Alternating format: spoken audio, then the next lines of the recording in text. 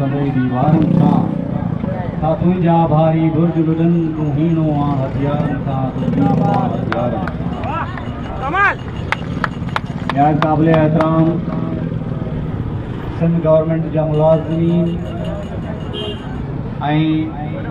इन काफ़िले में सभई साथ ईंदड़ साथी तव्हां सभिनी खे सलाम।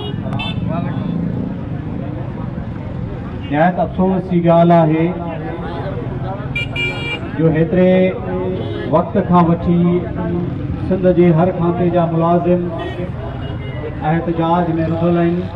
एहतजाज में सॼो जेको कार वहिंवार आहे उहो ठप लॻो पियो आहे। उन जे बावजूद बि गवर्नमेंट जे तरफ़ां सिटिंग जेका गवर्नमेंट आहे उन जे तरफ़ां कंहिं क़िस्म जी का ख़ासि मोट कान मिली आहे।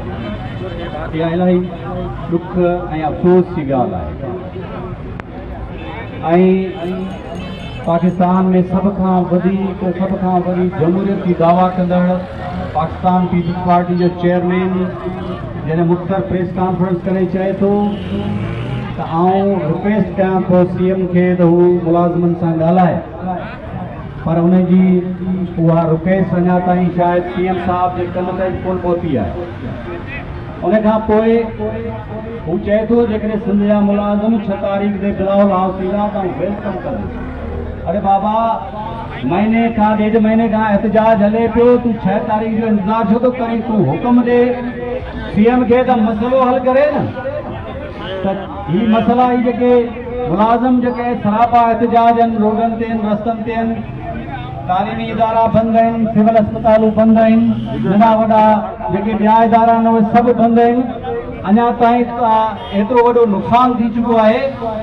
अञा केतिरे नुक़सान जी जो तूं इंतज़ार जो करी? तूं हुननि खे हुकुम ॾे त बाबा मुलाज़िमनि सां ॻाल्हायो, मसइला हल करे।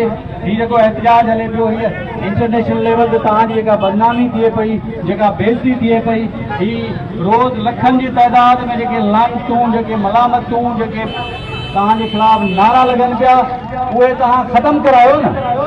जेकॾहिं तव्हां जमहूरी पार्टी जा लीडर आहियो, चेयरमैन आहियो, त तव्हां इहे मसइले खे हल कराए, मसइलो हिकिड़े पासे ख़तमु कराए। ही लानतूं पंहिंजे पार्टी जे तरफ़ां या पंहिंजे पार्टी जे अॻुवाणनि जे जेके उन्हनि जे ख़िलाफ़ लॻनि पियूं उन्हनि खे ख़तमु करायो।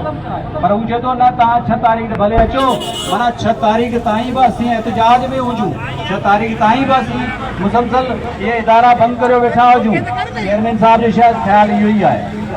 तो इहा जेकॾहिं हुनजो ख़्यालु आहे त इहा पक ॼाणो त असीं 6 तारीख़ ताईं त छा, पर उन खां पोइ बि जेकॾहिं असांजा मसइला हल न थिया त असीं मुसलसल एहतजाज में आहियूं ऐं रहंदासीं। तंहिंजे करे हौश खां कमु वठो। ही तव्हां पंहिंजो सियासी नुक़सानु पिया करियो। हुकूमत जो नुक़सानु थिए न थिए, पर सियासी नुक़सानु ज़रूरु थिए पियो, छो त सॼी सिंध सरापा एहतजाज आहे। सिंध जो हर बाशऊर माण्हू हिन एहतजाज में शामिल आहे। सिंध जी सॼी प्रेस सिंध में हिन एहतजाज में शामिल आहे। त इहो तव्हांजे सियासी हवाले सां तव्हांजे सियासी मौत के बराबरि थिए पियो। मुस्तक़बिल में तव्हां कहिड़े मुंहं सां माण्हुनि वटि वेंदा, कहिड़े मुंहं सां तव्हां उन्हनि वटि वर्कीअ लाइ वेंदा, कहिड़े मुंहं सां तव्हां उन्हनि वटि पंहिंजूं ॻाल्हियूं खणी वेंदा, कहिड़ो प्रोग्राम खणी वेंदा? तव्हां सिंध जे लखनि मुलाज़िमनि खे त रुलाए छॾियो आहे, बाक़ी ॿियो तव्हां छॾियो छा आहे?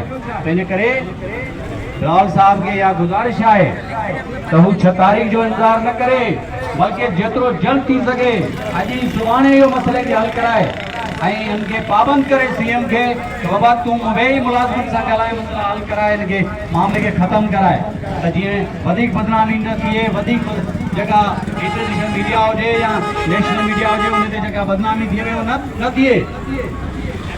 त इहा महिरबानी करे चेयरमैन साहब खे इहा गुज़ारिश आहे त तव्हां बिल्फौर इहे मसइला हल कराए, मुलाज़िमनि मां बेचैनी ख़तमु करियो, हीअ एहतजाज ख़तमु करायो।